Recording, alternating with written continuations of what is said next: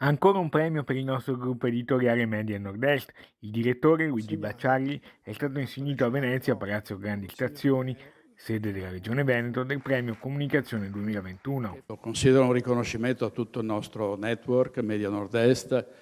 Sono 4 reti private, come lei ricordava, 3 in Veneto e una in Friuli Venezia Giulia, e quindi facciamo un'informazione capillare. Siamo andati avanti, questo ci tengo a dirlo, senza nessuna tregua dall'inizio della pandemia ad oggi, quindi abbiamo fatto con i miei colleghi giornalisti, tutti i tecnici e tutti coloro che lavorano nel gruppo un lavoro, credo, straordinario, di cui siamo orgogliosi. Baccialli ha ricordato anche l'impegno del network per promuovere la voglia di autonomia del Veneto. Ho davanti a me proprio questa, la bandiera millenaria della Repubblica Serenissima, con la scritta subito autonomia, anzi autonomia subito.